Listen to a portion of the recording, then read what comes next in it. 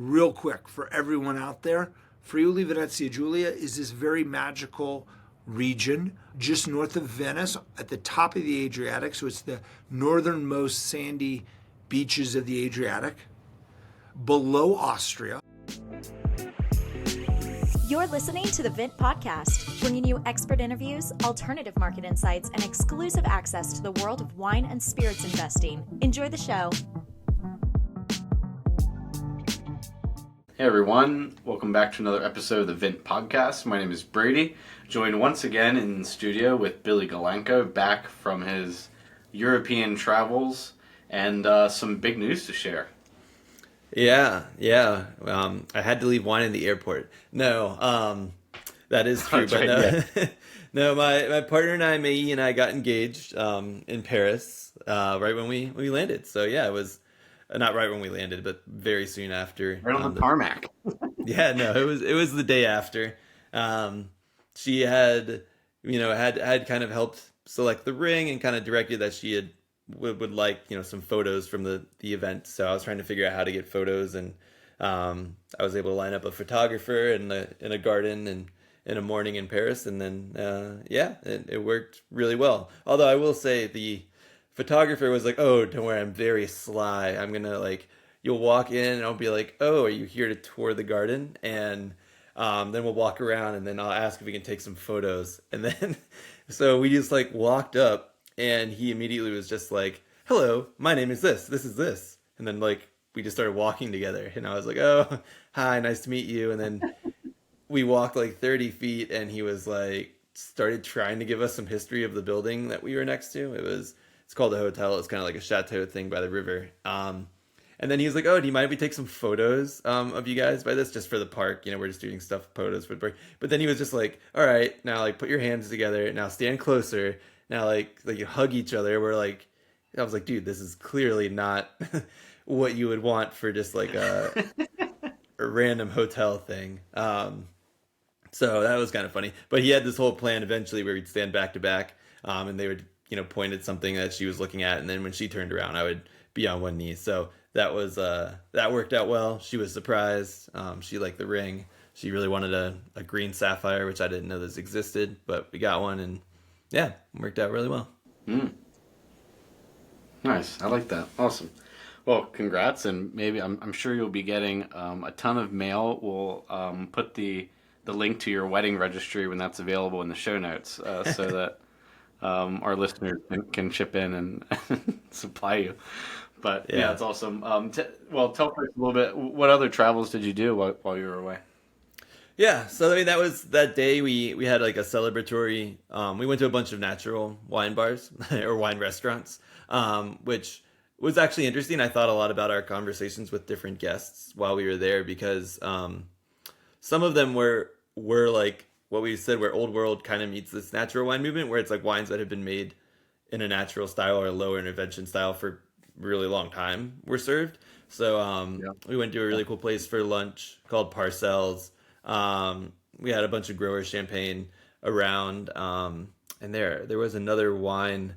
I'm trying to remember. Oh yeah, I had a Jura, a Vin de Jean there, which was really interesting. And so it's kind of that kind of oxidized nature from the Jura.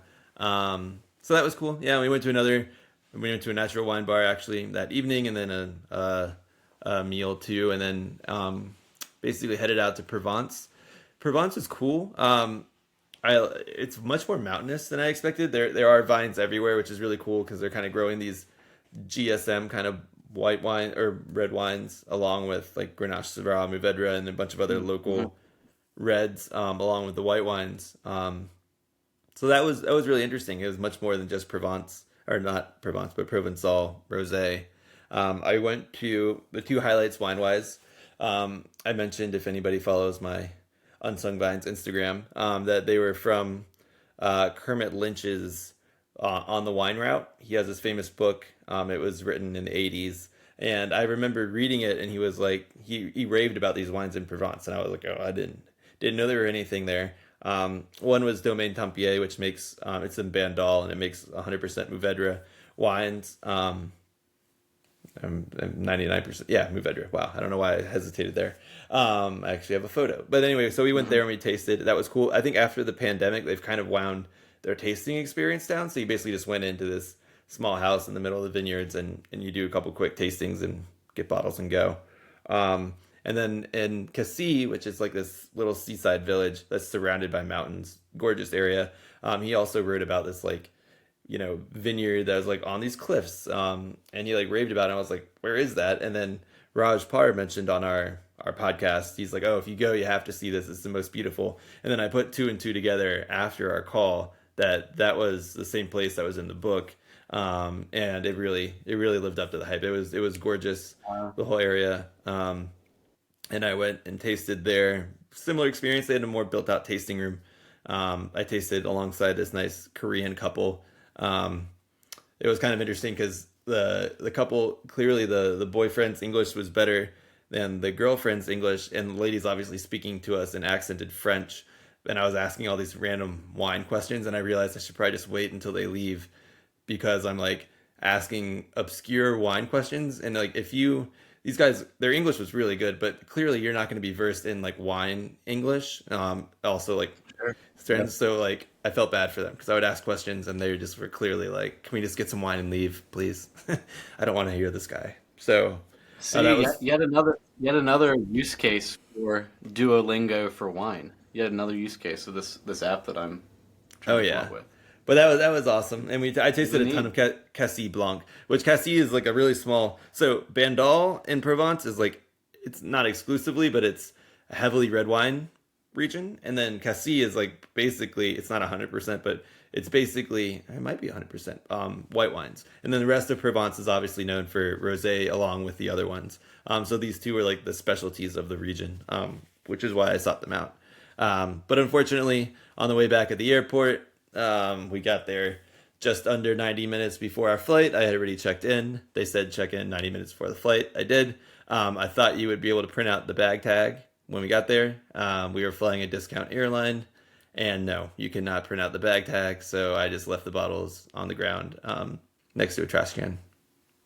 So brutal. Yeah. I mean, I had tasted two of them at the wineries, which was fine. But one was like a 2018 Cassis Blanc that had like extended lees contact. And I specifically asked the lady, like, of all that's available now, what's your favorite vintage, this and that's available? And she like raved about this, and I didn't get to taste it there. So I was pretty pumped. And so don't know where I'm going to get that one, but I'm going to find it somewhere. Yeah, say it's not imported, right? I don't know. I haven't looked it up. I mean, it's produced in minuscule quantities. If it is imported, it's probably more expensive. But this particular one might be worth searching out. The Domaine Tempier, they only had like one of their more baseline wines, so that one wasn't like as heartbreaking to lose. And the other one was kind of like a run-of-the-mill Cassis Blanc. So my theory was I'd have that one with friends, and then the other one, maybe, and I would age a little bit more and have eventually. But c'est la vie. So. Yeah. Huh. Well, that's awesome. Yeah, this is where would you go back to Provence? Yes. Yeah. It was gorgeous. We went to so many fresh markets. Also, I forgot. I guess the highlight wine experience. I forget you don't follow my Instagram, so Brady's learning all this for the first time. We stayed at a hotel that was basically like Alain Ducasse. I think that's his first name. He's a really famous chef. He at one point had the most 3-star restaurants under his name. We stayed at his hotel that was basically supposed to be like, and the restaurant there is supposed to be like more of like a country house vibe. Like they had donkeys around, and it was gorgeous. And we had dinner at the restaurant one night, and I had asked them the wine list the day before so I could peruse and not be under pressure like at the table to pick one. So I like researched all day, decided based on the menu we wanted a white wine, and went around, and I ended up with this Chablis. And oh my gosh, I'm actually now forgetting the producer name. Hold on one second while I pull up my phone, because I don't know why this is escaping me. It was really good. It was a Chablis by... Here we go. Whoop. Thomas Pico. I don't know why I'm forgetting that. He's apparently in the wine. His line of wines is called Pates Loup, which basically means like the wolf's paws. And he's apparently an up and coming Chablis guy, basically in the line of like people compared to him like Jacques Salas. Like he's like all about this natural, kind of low intervention process, hand farming, organic vineyards. And he also ages his wines much longer than most. Like all of his wines now are staying like 3 years of age. And then some of them he's experimenting with 4. So it's like this really nuanced thing. I researched him. He sounded really cool. It was actually cheaper than wines that like I knew were overpriced and people were just going to buy because of their name. Some were off vintage.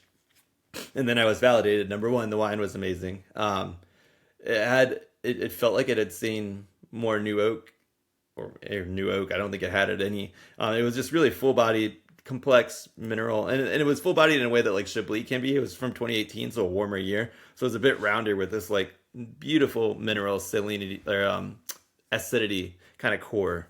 It worked really well throughout the meal, and I got compliments from everybody, like all the service at the winery. Like the sommelier came over and she was like, "Oh, can I help you?" I was like, "No, I want one." She's like, "Oh, like this is one of my favorites. Like it's the first wine they tasted me on when I joined." And like she came back and she's like was telling me about another label they make. She's like, "Oh, I'm gonna go look up how much time this spends on the lees. I'll get back to you." And I was like, "Okay, thanks." And then another guy came up and complimented me, another server. So I was like, "All right, maybe we made the right choice." So that was exciting. Made the right choice.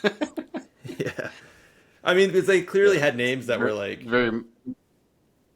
Yeah, they had names that were just like people with money. We'll just charge it. We'll give them an off vintage, but they'll know the name.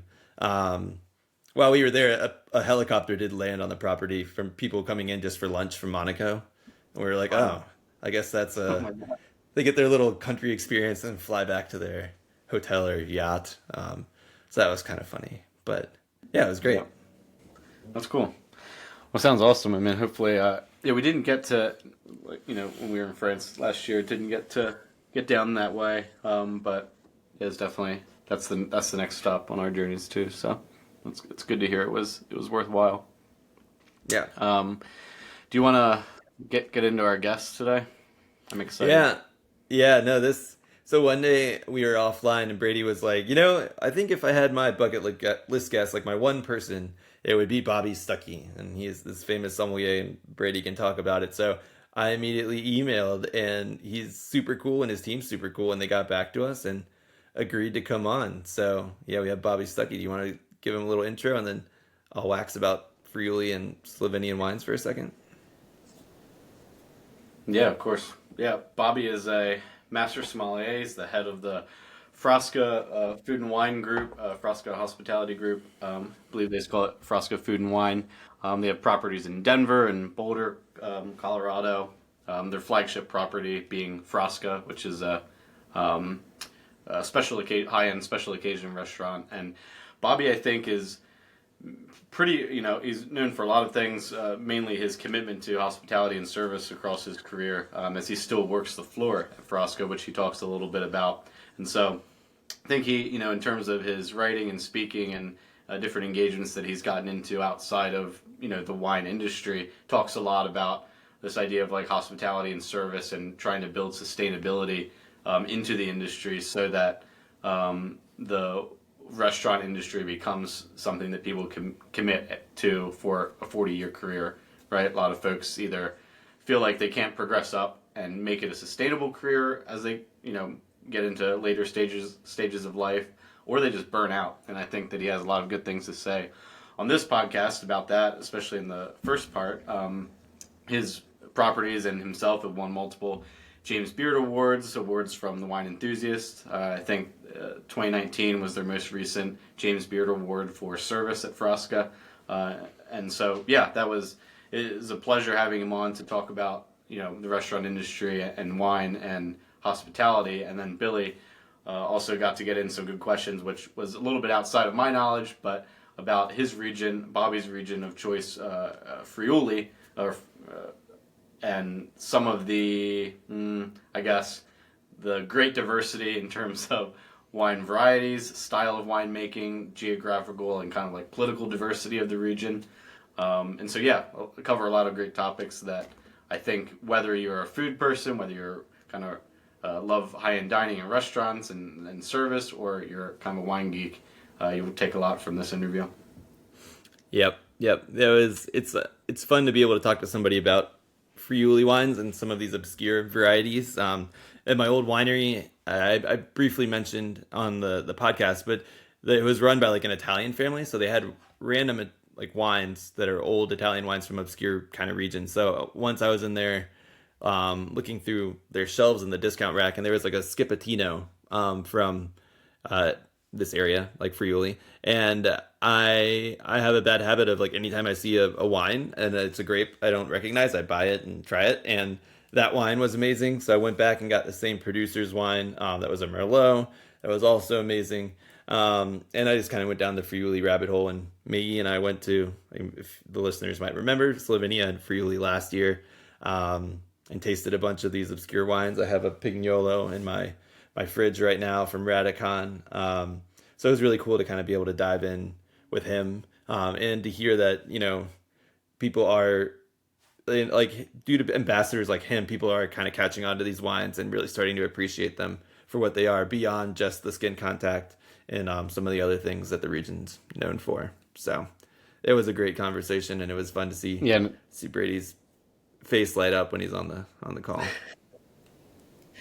Yeah, I think he's a man a bit after both of our own hearts, and he's a collector. He definitely is someone who appreciates quality in all things, and so that definitely extends into some of the conversation we have about his collecting and commitment to endurance sports and running and music. And so we cover a lot of topics. Hope you enjoy. Here is Master Sommelier Bobby Stuckey.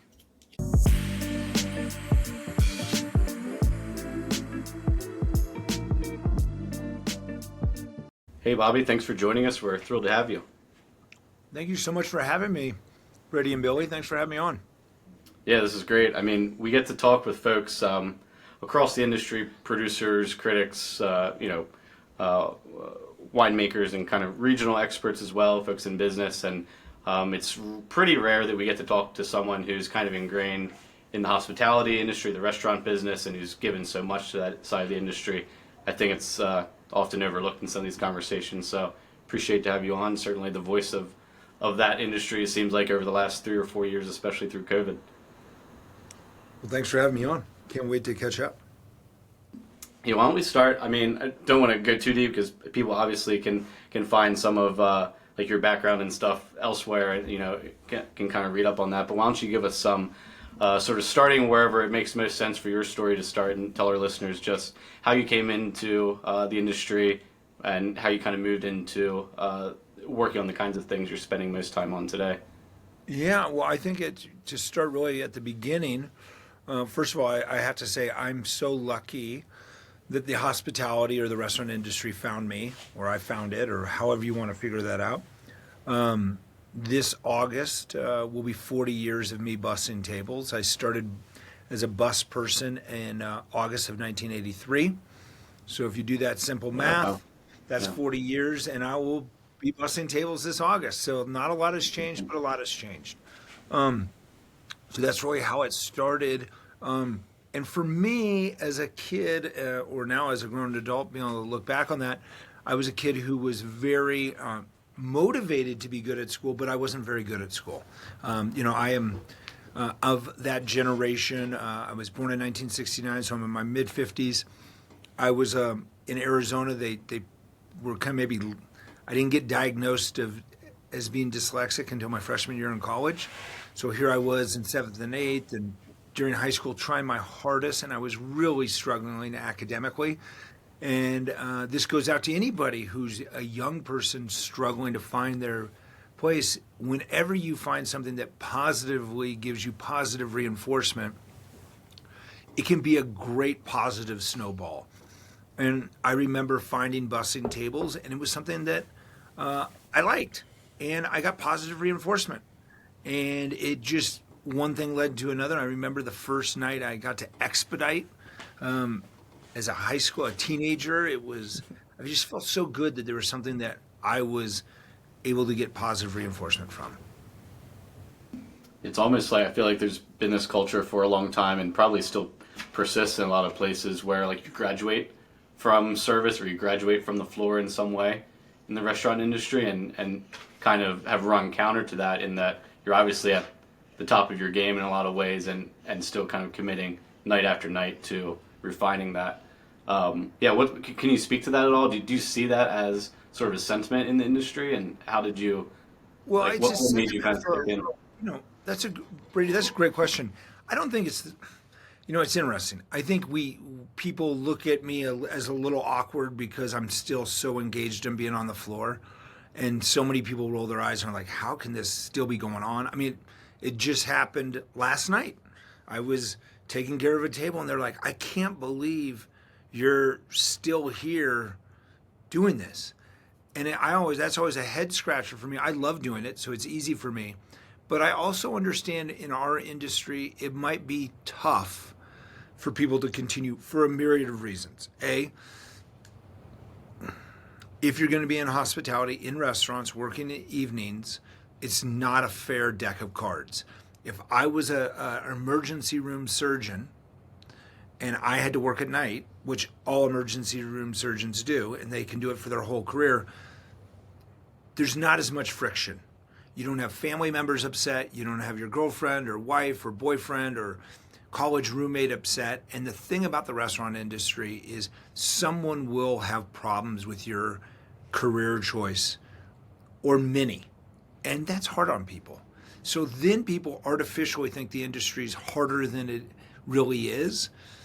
And we just have to be self-reflective. If this is your industry, you got to be honest with that dialogue with your loved ones and say, this is what's going on. I am very lucky that I have a very supportive partner, my wife, Vint Stuckey, and she knows how important it is to me, and she's very, very supportive. I think that's a point that I've never really thought about before. Is like I've had a lot of friends who've worked hospitality, and I think, and when you're younger especially, part of those late night shifts happen to fall on the weekends, and that's when your friends or people are more available to do stuff. But I never really thought about it compared to the medical side. I think that's really interesting. But something that I've always heard, and a lot of my friends, they become so invested, especially as they move up in a certain restaurant or kind of genre. How have you been able to both stay on the floor and stay engaged while also creating and expanding your kind of the restaurants and the properties that you've opened? Well, there's definitely times where there's a break point too. And I don't have a title on my business card, but I guess if you did an org chart, I might fall maybe in that CEO piece. We have 250 employees. We're growing our company.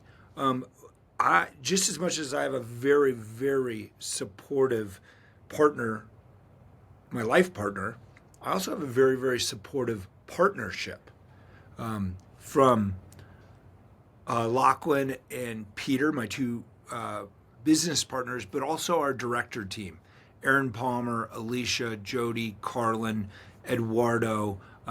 They're also very supportive of my kind of weirdness about wanting to be on the floor. So we have to delegate other things so there's not too much of a break point. But it is hard, and there's friction, and there's times where, someone says Bobby, you can't maybe have one less night on the floor or whatever so we can get more stuff accomplished. I mean, those are real conversations. You just have to be aware of that. Yeah, and for every conversation or article I see, when someone's chatting with you or Frasca's sharing some content or content from you, I see it's wine and hospitality and restaurants, and there's also endurance sports and running. I know that's a big passion for you. Do you feel like they're complementary kind of pursuits? It kind of has to be in a way, I guess, and some of the physical demands and consistency that you need in both of those areas. Do you see it that way, or how do you think about that? I see it in two steps. No matter what it is, you have to have it doesn't matter what you do for a job, you have to have an out of work, away from work passion. I think in our industry, what happens too much is people stay in their bubble of hospitality, and then their friends are hospitality people, and then that's their whole world. And that's fine, but it's more enriching to have other people in your universe doing other things. So I think that's one part. So find something that you love. Look at I only have one other restaurateur in my running group. But they're all different. I've got realtors, I've got bankers, I've got accountants, I've got physicians, and that's just a bunch of different stimuli. So that's really fun. I mean, I was literally walking in here, Aaron Palmer and my business partner Peter and I were talking about some intel that I got from one of my running partners. That wouldn't happen, running friends, had I just stayed just with restaurant people all the time. So I think that to build out your universe or your solar system or whatever, really important. Also, I think you have to take care of yourself in this industry. I think it's really, really important. Find things to cause that balance. I've been saying this for a long time. I've actually been saying this since the late 90s. Our industry isn't that hard of an industry. We make it too hard on ourselves by self-inflicting pain, by going out too late at night and doing all these things. And I really, really enjoy having my other outlets. And then the last piece on that, having process of growth, process of all these things. If you have something outside of work that also makes you do process, so I use an example. I like to run a marathon once or twice a year, usually once a year, unless I can really negotiate with my wife for a second one. But I need to take, at my age, I'm in my mid-50s, I've got to kind of lay out 18 weeks of my free time to be able to successfully do a marathon. When you do that for your free time, it lets you be very process oriented in many other things too. Yeah, was it pretty recent that, I mean, you said the 90s, like you were preaching that, but was that the point where you really figured out that balance and that became a priority for you, or was it even more recent than that you felt like it'd take maybe 30 years to get to that mindset? I started running when I was 7. My dad took me to my first 10K in 1976. Oh, wow. The Papago Park 10K, and I proudly wore my 10K running shirt. I was such a little guy that it went down to my knees like a dress. So I've been running since then. What happened was I was working in the mid-90s in Aspen, Colorado at the Little Nell. I was the wine director. Aspen can be known for a very Peter Pan-esque party scene. And I was studying for my... I had just passed my advanced exam and I wanted to study for the Master Sommelier exam. And I had a really big job. Wine director at the Little Nell is a big position. It takes a lot of wattage. There's a lot going on. And I first started by saying, hey, and I was in a company, the Nell. There were a lot of people much older than me, so I could see either mistakes or positives people were doing, and I paid attention.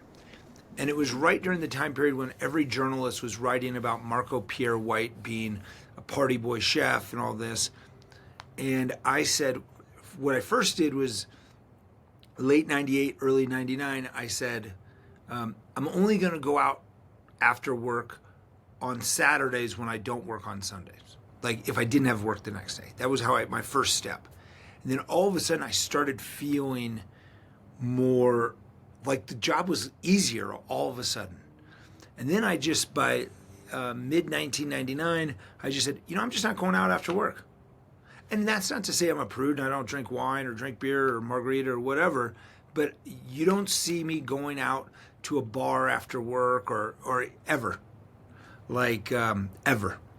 And what that has allowed me to do is really realize that this industry isn't as hard as we think it is. People make it harder on themselves. So, and it's interesting. It's taken a long time for food journalism, and they're still not out of it yet. They're still enamored with the low-hanging fruit of writing about the party boy chef or the party boy sommelier, and that's just not productive. like if you're going to be at this industry a long time, you got to take care of yourself. Yeah. On that real quick, Wine Spectator did a great article this spring. I'm a little piece in it, but it's a broad stroke across people with different energies or different passions outside of their main job in the wine or hospitality industry from around the world. It's got winemakers in Tuscany, Napa, all over, and it's a really, people should be writing articles like that a lot more, so a lot more young people in our industry can see that. Yeah. Yeah. That makes sense. Just one kind of tangential question. It's something that bothers me about recreational runners. Not that I'm a runner. How far can you run and still be chatting with the person you're running with during the run? Like I see a lot of people around. I live in LA, and people are on runs and they're just chatting the whole time. Well, that has to do with the stimuli of what you're doing that day. So if just a little running geek speak, I think some of the greatest marathon runners historically come from East Africa, either Ethiopia or Kenya. I'm actually friends with some people from both of those countries. And what you might do is multiple days of your running week can be at a very low intensity. Like I use the example of Edna Kiplagat, who a couple years ago won the Boston Marathon. On her easy days, it's very easy for 50-some-year-old Bobby to run and talk with her. But I can't run with her on her really hard days or moderately hard days, let's be honest. But, you know, if most of your running is low intensity and then you add intensity, which I think is very important to do, one day a week or whatever, depending on what you're trying to accomplish, do most of your running at low intensity and then pepper in one day a week or one day every 10 days of very, very intense, vigorous intensity. Your running's better. It's actually really better for you as a human being. You know, nothing against CrossFit and all these like high impact things. That's really not the best way to build your chassis as a human being. It really should be lower intensity with really measured high intensity. Not that, and as you get older, you can't do it as often either. Yeah, I remember when I was still doing team. When I was doing team running back in school, we would have multiple days a week where we would do like, you know, barely jogging. Like it's, you know what I mean, maybe 30% effort, but it would be an hour long and we would sing the whole time. And I felt the best after some of those runs than, you know, any of our workouts or even shorter workouts, right? Like 20-minute, 30-minute track workouts would feel nothing like, you know, what that hour-long run and really expanding your lungs would feel like. I think that's good running wisdom. This is a running podcast. Yeah. And by the way, Billy, my brother lives in LA and it's Thursday. I haven't touched base with him, but he's on strike. He's a screenwriter. And every Thursday he does his 8-mile run between the studios right now, striking with his. Wow. It's really hilarious. Oh, nice. He's probably talking. Yeah, I hope he's chanting some slogans. I'll keep an eye out for him though. Does he look like you, kind of just like an older guy? Yeah. He looks like he's a better runner than me. His form's better than me. His name's Larry, aka Scoob Stuckey, and he is awesome. But he's doing that today. Oh wow, nice. You talked about the Little Nell, and I know you also had. Well, actually, I'll let you talk about it. Talk about your time at French Laundry a little bit. I don't know if that felt like a jumping off point at all, or if prior to that did, or kind of where you really. When did you know that you were going to stay in high-end hospitality, and what was that kind of transition like? And then we can maybe start talking more into the wine side, get into Friuli and those kinds of things. Yeah. So I went to work in 1995 at the Little Nell, and I got to work under a food and beverage director at the time. She's now a managing director of the Ojai Valley Inn in California, but at that time she was the food and beverage director of the Nell. She was an alum of the Four Seasons. Her name was Connie Thornburg. And then her boss, also my boss, the general manager of the hotel, Eric Calderon. I went to work for them at the Little Nell. It was an incredible time to be at the Nell. Very, very supportive group of leadership, and let me really grow into my position as a sommelier and then a wine director. And that was just so much positive energy. And I loved it. And I got to do so many great things and very creative things in the fine dining space. It let me feel very comfortable in that space, to the point like, oh, I want to have this part of my career forever. And then from the Little Nell, I went to work for Thomas Keller and Laura Cunningham at the French Laundry. Really at a very exciting moment at the French Laundry in 2000. A lot was going on then. And I found myself luckily in another very supportive environment. Thomas and Laura were amazing to work for. Could possibly be the easiest job I ever had. And this is contrary to what everyone thinks about the French Laundry. Now, was it hard? Was it a lot of intensity and a lot of hours? Of course. But the fact that Thomas and Laura could get the entire organization, at that time maybe 100 employees, with the same vision every day, from whoever was the person raking the pea gravel in the garden, all the way up to chef de cuisine or me as wine director, everyone knew what our mission was. And when you have a team that aligned, yes, you have intensity, yes, you have long hours, but it's a very special environment. I mean, that should be really, Thomas just did Guy Raz's How I Built This. He should really be teaching a class at Harvard Business School as leadership CEO of getting an entire 100 people on one path. It was amazing. What are the, so can you dig into that a little bit, and just are there like tangible, like I took this when you left, you took that to your next?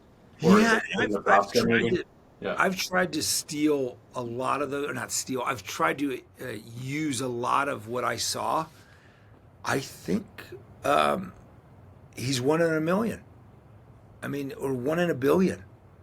There might not be another person in a billion people who's been able to do that for that long too. Yeah. And I think he and Laura both don't get enough credit for what they've instilled. To have 30 years of that excellence is just, and getting everyone on that page. There's a lot to be said there. So of course I've tried to borrow ideas and think like that. It's really hard to do. It's a very singular type of leadership that you can borrow all you want, but if you can't do that every day like he does, the effect's not the same. Yeah, we had Andre Houston Mack on as well, and he kind of mentioned that similar quality and also how it translates across his different properties as well. I think that's really interesting, and something that I agree with you with is underappreciated. I do have one question about your time at the French Laundry. I have my trusty Amber Revolution book here, and you're quoted in there about trying to incorporate some of these Friuli wines. This might be our transition over. How was it trying to incorporate some of those wines into that menu? Well, since you've read the book, you know how it went down. First of all, that book is great. Really like the guy. He really delved into the whole vini, macerati, or macerated wine, or orange wine, whatever you want to call it, really well. You should tell him to come on the podcast. He's told me no so far. Really? Yeah. I'll ping him. Do you have his email? I'll ping him and say what a great time I had. Yeah, I'll CC you on a message. The book's great, and he's really smart. Yeah. You have to read the book, or to read that chapter, and to think about what was going on in 2000. Wine importers didn't have websites. Wineries, definitely in Friuli, did not have websites. No one did.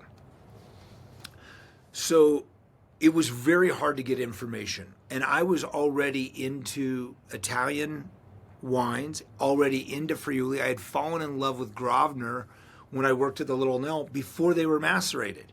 when Jasko made incredible barrel-inflected textural white wines, either Pinot Grigio, Sauvignon Blanc, Chardonnay. If you ever come across an auction item with those pre-macerated wines, they're really revelatory. So I loved him. I loved Radicon. I loved wines of Friuli already. So when I got to the long story, when I got to the laundry, it was a mostly California Napa list. My job was to make it an all-world list. So as you put things of importance together, you got Piemonte, you got Tuscany, you might do Priorat for Spain, Rioja, blah, blah, blah. I put together some Friulano wines. And I remember this is when Radicon was first to market with macerated wines. Even though he and Gravner did it the same year, Gravner had some complexities where all in his amphora, everything, it wasn't sealed properly and he couldn't release a wine. So Radicon was the first one to be released. I was paying attention to that. And at that time, those wines were imported by Robert Chatterton. No website, very little information. My West Coast president of Chatterton was Alan Sobsack.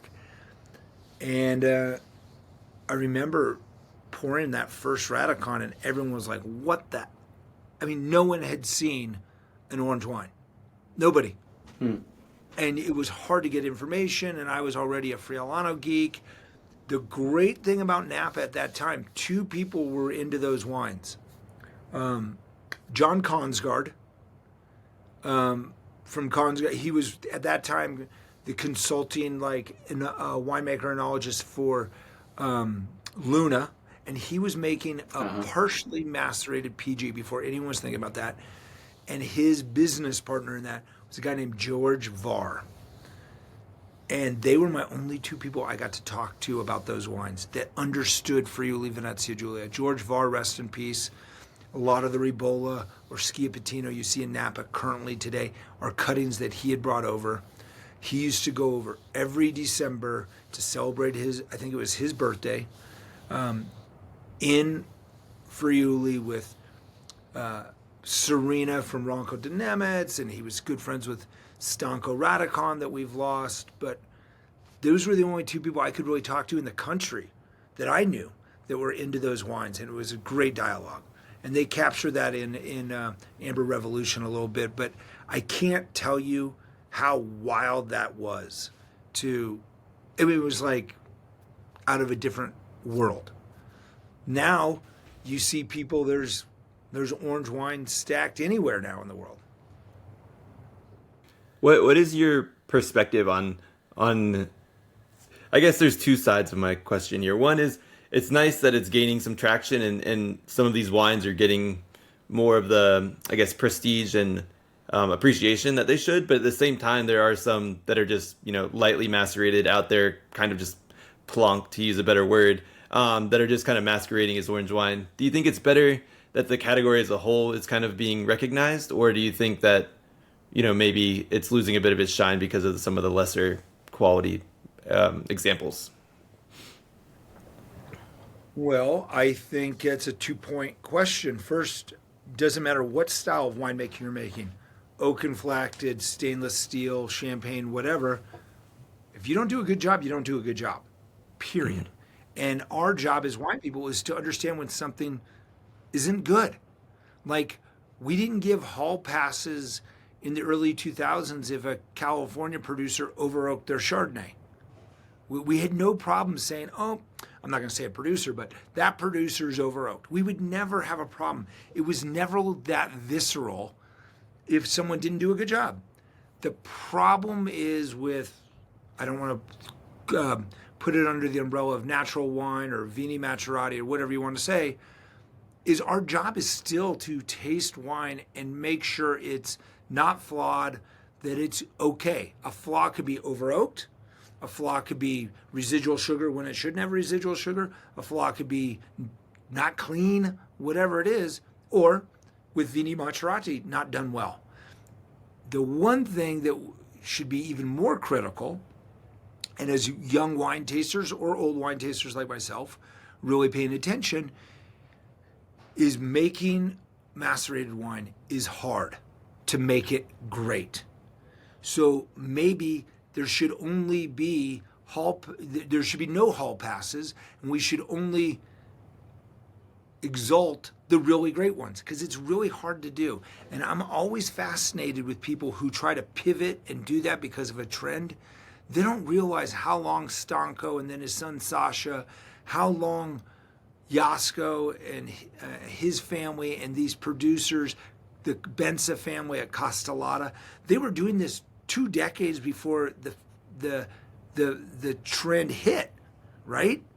So they have to realize, if you're new to the trend, you're 2 decades behind. Go get some information and find out how to make it really well done. I mean, it's amazing. The disparity, the difference between great ones, average ones, and bad ones is so spread out. And our job is to really taste the great stuff. Can you give some listeners just a little primer on Friuli, just like 2 minutes, how it's positioned in the wine world, and then roll in maybe to your connection to the place and how, kind of how that's working for you in your life right now? I might start with my connection is very, very deep. I have my original restaurant that's 19 years old this summer. Frasca Food and Wine is squarely based on the cuisine of Friuli, Venezia Giulia. So real quick, for everyone out there, Friuli, Venezia Giulia is this very magical region just north of Venice at the top of the Adriatic. So it's the northernmost sandy beaches of the Adriatic, below Austria. So within 30 miles, you go from the beach to wine country, and then 20 miles later, within 50 miles, you're going into mountains that you have ski areas. So it is a very diverse region geographically, but also culturally. It is the western edge of Eastern Europe. So post-World War II, that's where Yugoslavia was. Friuli was on the border of what was Yugoslavia, but it's now back to Slovenia. It's the northern part of the Italian culture and the southern part of the Austrian culture. So Trieste was really the only port city, seafaring port city of the Austrian Empire. That had a lot of influence. So you have these different cultures really living side by side for centuries. So it's very complex. So food-wise, culture-wise, wine-wise, very complex. Then wine-wise, the rest of the world is trying to catch up to Friuli on diversity. But I think about 20-some years ago when I lived in Napa Valley, if I had a winemaker friend of mine visiting from Europe and we went and saw 3 different Napa producers, they might be different wines, but the methodology was really, really the same. Friuli, and I think in Galoni's Vinius recap of Friuli this last quarter, he tries to get at that. The author gets at this of like how diverse Friuli is. I'll take it one step farther. It's been that way for a long time, where you can see one producer in Oslavia that's Vini Macerati. You could go down the hill and you're at Schiappetto, very stainless steel, certain style. And then you go around the corner and you go see Due del Monte, and it's barrel inflected, and they're all right in their philosophy. It's so diverse that way, but it's been that way for a long time, where you've got this great winemaking diversity. It can be confusing for people if it's their first step in to that or their first foray, but it is really complex. And just be aware that sometimes the biggest megaphone isn't what's truly the most norm. And what I say about that is, I think we all think Friuli, orange wine to the max. But if you really think about it, Vini Macerati in Friuli is a very small subset, mostly based around one small village of Oslavia, with about 14 families making orange wine up there. It's very small. And then there's some producers in the Carso or over the hill in Slovenia, but it's not like the whole region's that way.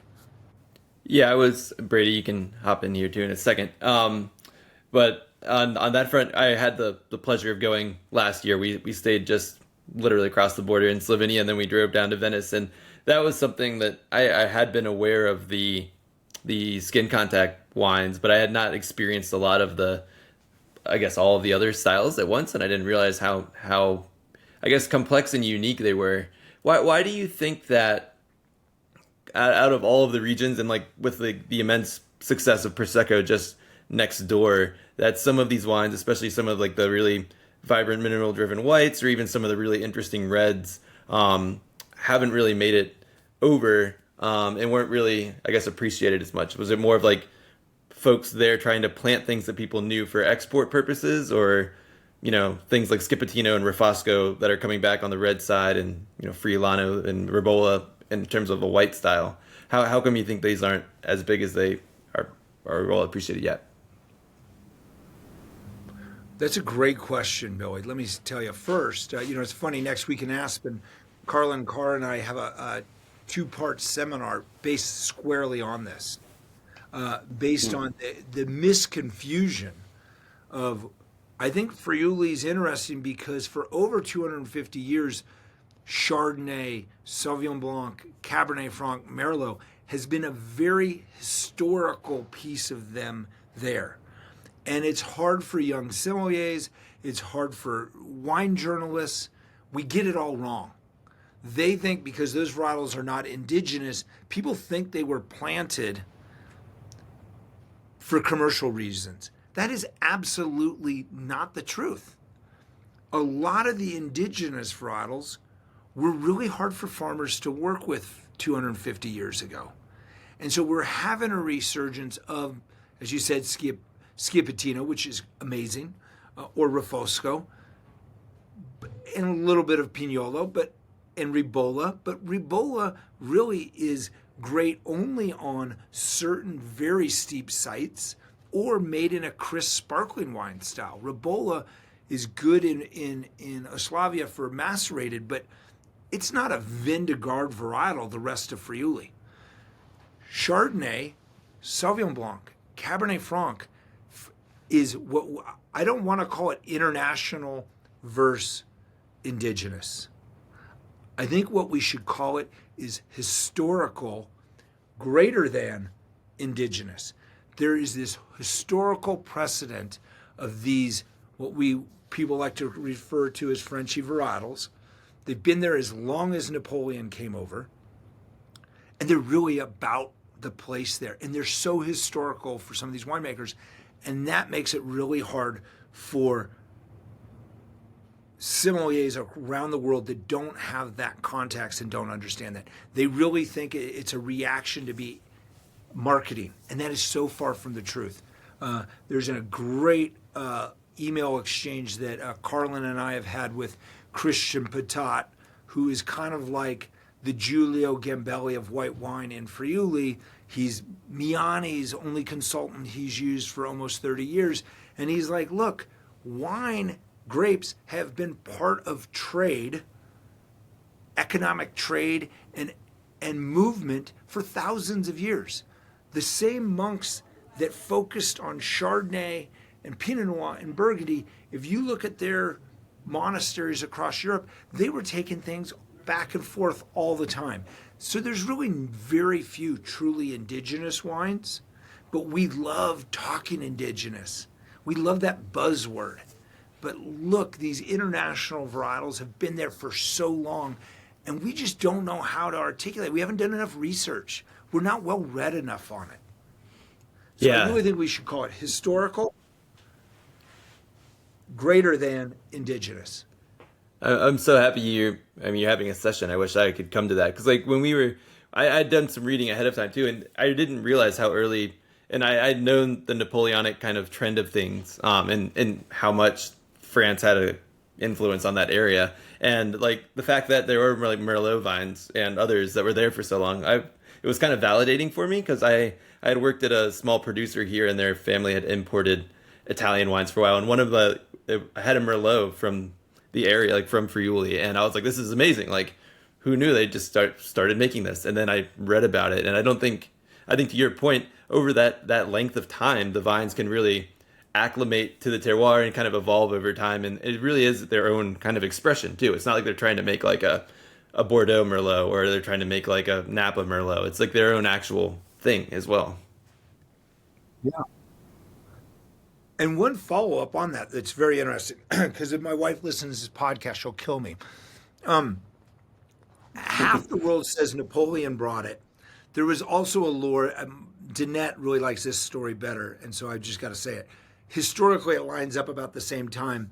There was a beautiful woman in the Loire that married a count in Friuli, and then she brought Sauvignon Blanc and Chardonnay to the hill of Rosazzo, which is a very famous Grand Cru hill in Friuli, which Sauvignon Blanc, Chardonnay, Pinot Bianco has literally thrived ever since. So there's two stories from about the same time period, but that just talks about how much these grapes interchanged for sure. And one other little known fact that freaks people out. On the western side of Friuli, there's a village named Rochedo. It's also a winery, a family cooperative of Rochedo. But most importantly for all of us in wine, it's really the most important wine nursery in the world and has been for almost 200 or over 200 years. There's been more clonal selection work there than anywhere in the world. They're still the most cutting edge. It's a fascinating idea. And a lot of people don't know this. After phylloxera, the people in the Loire didn't replant the Loire with material from France. It came from Rochedo. That's wild. Oh, wow. They went to that's Friuli crazy. to get Sauvignon Blanc and Cabernet Franc to replant the Loire. Huh. Wow. Yeah, I like that idea of historic over indigenous, and this idea of diversity and true diversity, and really like wedged into this region. So many varieties and expressions of these varieties.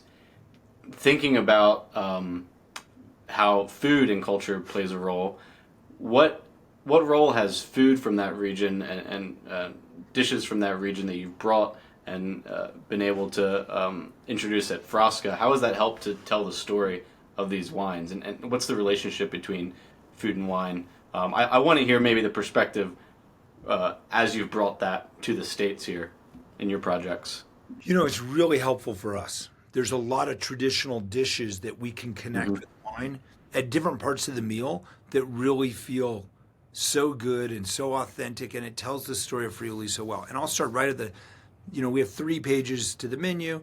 You have cominciare, how do you begin? So 2 of the most important legs of the 3-legged table of Friuli wine are on that first section. Prosciutto Sandagnelli and Frico. Frico is this dish made of Montasio cheese from the Carnic Alps. So, and then the third would probably be a glass of Friulano. So right there, you can really start a table off and make them fully Friulano-filed with a glass of Friulano, Frico, which is Montasio cheese, steamed potatoes and sweated onions, and slice of prosciutto Sandagnelli. I mean, right there, they get the whole Friulano experience before they've even gotten into the menu. So it's been really helpful. Other things that food and wine connections I think are so exciting. We have a lot of very especially in the springtime. Friuli is very important with white asparagus.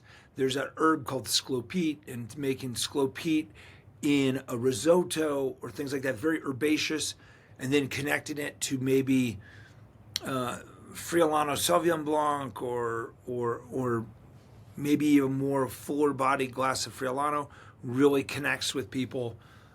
Friuli has a very interesting clone of Malvasia. It's called Malvasia istriana. It's, Malvasia, the Venetians took it from Greece all over the Adriatic and Mediterranean.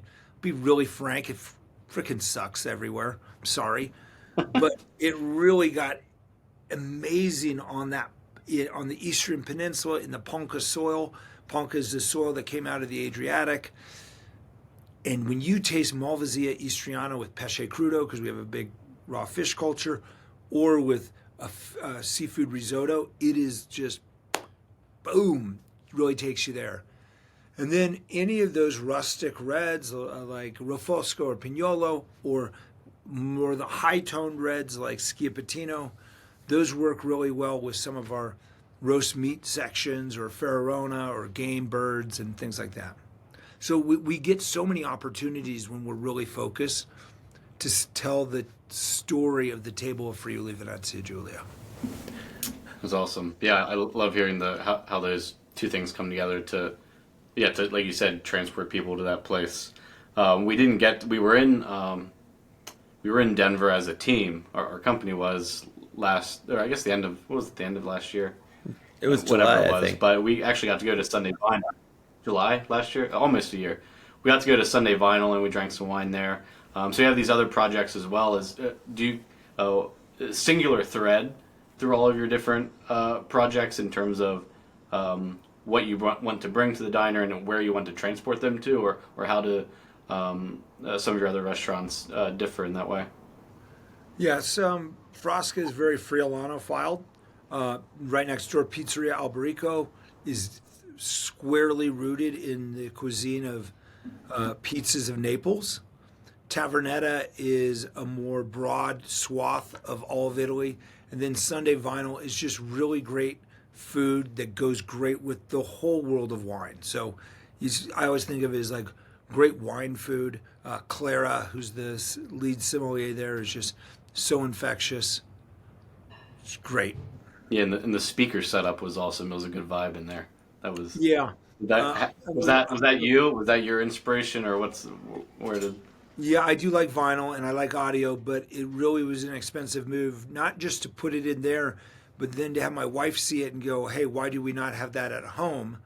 So we're doing a remodel on our house this fall, and that has been brought up on multiple occasions I think she thinks her home listening should be as robust as the guest listening at Sunday Vinyl. So. Okay, yeah.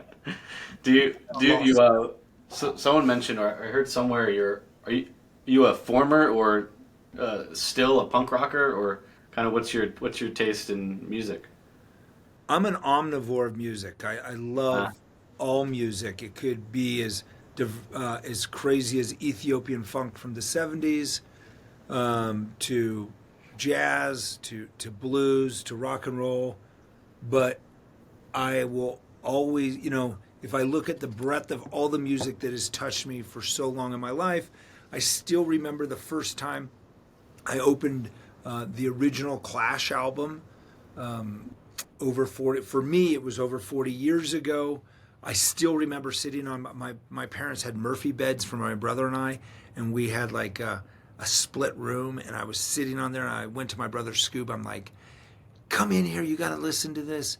And the fact that the Clash has affected me from 1981 to 2023 equally, yes, I definitely have.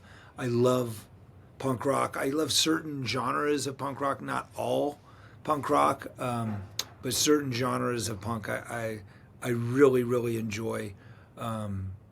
Going back to early punk, from like, if you think about like Johnny Thunder and you think about things like the New York Dolls and what they brought, what Iggy Pop and the Stooges brought to people I think a lot of us think punk rock started with the Sex Pistols and the Ramones, and that's quite not the truth. They were the second piece. I mean, literally, the Sex Pistols were fully a ripoff of what was going on in New York City a few years before. So I like listening to some of that original stuff too. Yeah, I think some of those like pairing the pairing of wine and music is maybe the easiest bridge between like wine and other like subcultures. I think it's really awesome that you brought that kind of aspect to that project. That's really cool. Do you collect vinyls? I do, robustly. Yeah. Yes. So would you consider? Do you collect anything else besides vinyls? I mean, so we're we're an investment firm, wine investment, and so we run across a lot of wine collectors who don't always take to wine investing that well, but we have to talk to them a lot, and so always interested in, do you consider yourself a collector of many things? Do you collect wine yourself? Well, for sure. I mean, I think a collector is a gene, and you either have it or you don't. And a collector could be someone who, like myself, wants to find the original pressing of a Johnny Thunders album. Okay, or my wife collects vintage clothing robustly, Nice. maybe too robustly if she's listening. Might want to work on the editing a little bit, but no. In all honesty, I'm joking about Danette, but she's very passionate about that. Together, we collect wine and have since we got together. We've been married over 23 years.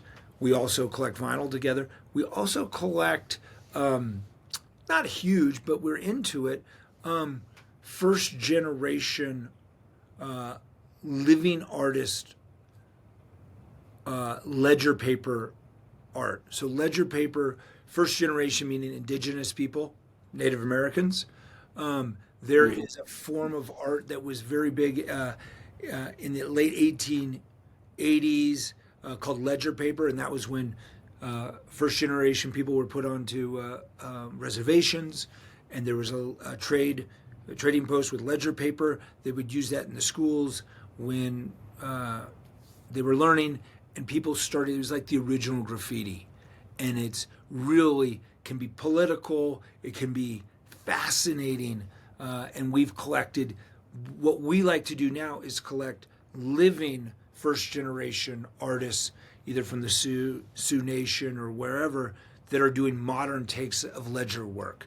So we try to save up, and maybe every 18 months can buy something like that. That's awesome. Now, is that like you said that you're maybe building out a new like speaker system and like music kind of set up in your house? Is your whole house oriented around your kind of collecting and things like that too? Because that's definitely how. Like if money goes into our home, it's probably going to be around the things that we've cluttered it up with, like wine and art and these kinds of things. Yeah, the remodel will let us move between our collections more stress-free. Do you store wine at home? Yes, I do. We have a wine cellar in the bottom of our basement. So I assume, are you mainly collecting Italian wines, or do you have affinities across? Affinities across the board. I mean, like there's nothing better to keep you humble than to keep a little bit of wine for decades and see what was fascinating you 20 years ago.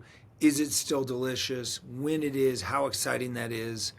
So, yes. What do you how you go down to the cellar to pick something out, and you pick it up a lot, but you can't open it. But you're excited to. What's one or two of those wines for you right now? Well, a couple years ago, we opened something we hadn't thought about for over 25 years. It was a bottle of Domaines in Humbrec Pinot Gris Clos Jebsol, and it was so riveting. I was like, oh my God. And it took you back to that moment of when Alsace was in this inflection point where people were making riper style wines, and a lot of discussion in the mid-90s were, are these wines going to live? And for us to taste that and see it live like that was really revelatory for my wife and I. And it's really special to talk about that wine now, because I remember my first trip to Alsace was with a friend I worked with at the Nell, Alex Palmez, but with two California winemakers. This is in the mid-90s, Rob and Maria Sinsky of Robert Sinsky Vineyards. And I think this week or this month, they're closing on the family selling that estate. And I think about how awesome that visit was to DZH with them and Marcel Dice and things like that. Nice. You have me really wanting to go up to Alsace now. I was going to ask, in your collection, what would you consider be the most kind of obscure or strange or like, I'm a fan of weird varieties and strange regions. So what do you think? Well, since I live in Friuli, I'm quite comfortable with weird. I do know that my wife has, and now that you reminded me, I'm going to bring this up to her next time we're looking at home. She has a very, very old bottle of Lagrein from Alto Adige from, I think it's from Niederis, but it's like 25 years old. I think that would be something we should probably open sooner than later. Nice. That's really nice. cool. What are your domestic interests? And to wrap up I the love first Ridge. one. I love Ridge. Wow. That's, I love Old Mondavi. yeah. I love Old Turley. I think there's a lot to delve into there. Napa Cabernet with age is amazing. I think there's something, I don't think Tim Mondavi gets enough credit for how individual he was at the late 80s, early 90s when the Napa movement was, chasing Robert Parker and things like that. And Tim Mondavi was so steadfast in what he was doing and doing what he was doing in the late 80s, late 80s, 90s, early 2000s, building huge Slavonian oak upright fermentation when everyone was going to barrique. That would be so of the moment now. He was literally 3 decades ahead. And if you ever get to try any of those wines, really, really exciting. That's awesome. Yeah, Billy's actually from Virginia, and I spent some time in Virginia, and a winemaker at Barbersville in Virginia, Luca Passina. Do you know Luca? Yeah, he makes Nebbiolo. That's right, yeah, Nebbiolo, and Cab Franc is incredible. I love all their wines, but yeah, the Nebbiolo especially. I just, every time I taste there or drink those wines, I'm just like astounded at how well they're doing that stuff on the East Coast. I think it's really cool. And I'm on with you on Ridge. Ridge is I think the greatest producer in the U.S., but So well. Yeah, so good.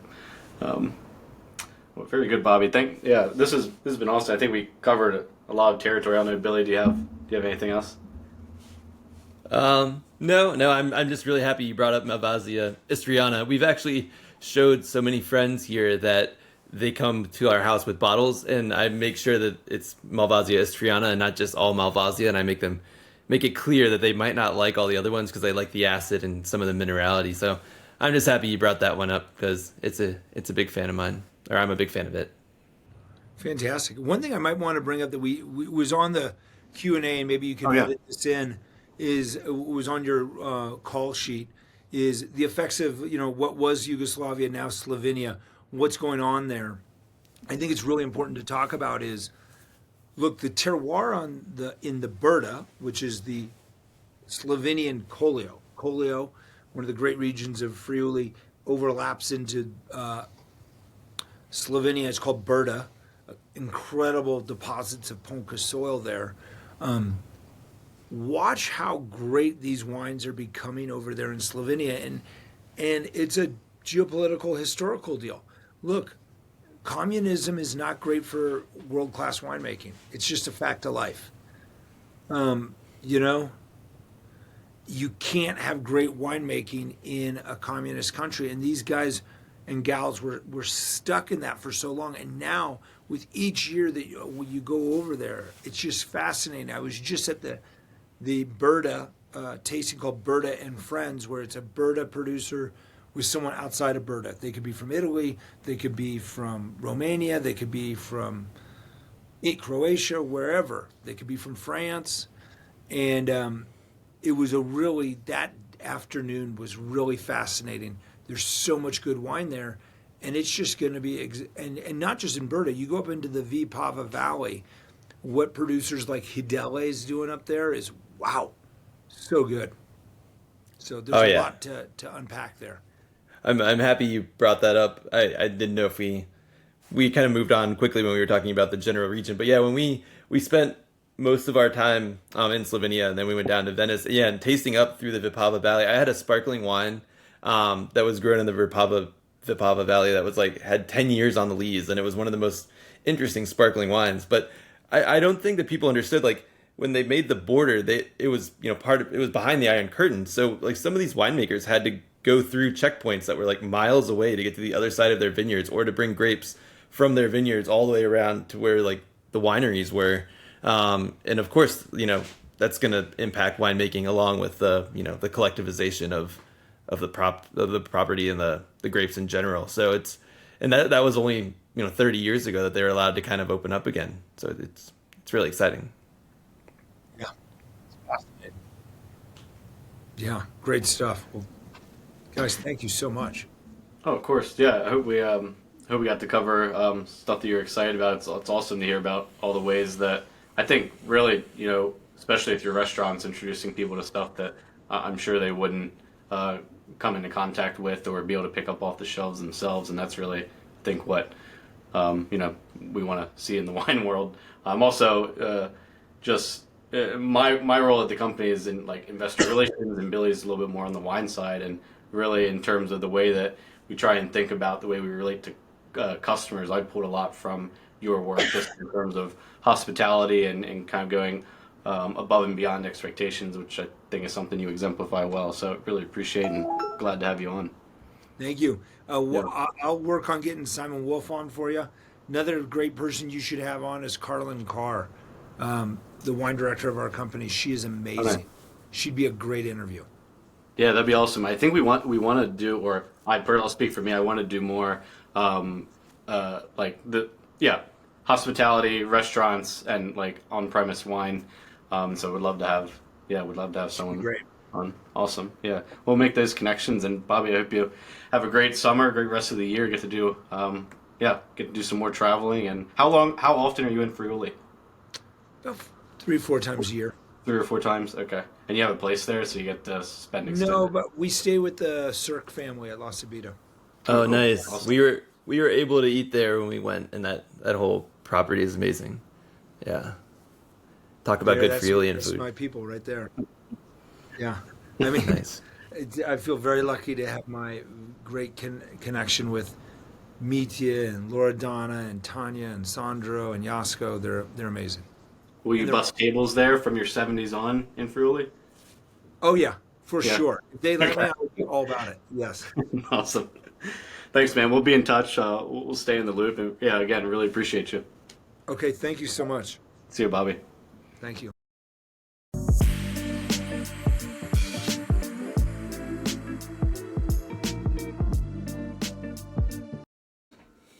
All right, that was our interview with Bobby Stuckey. I hope everybody learned a lot about, everything that he talked about, the intricacies of working in the industry, Friuli, running.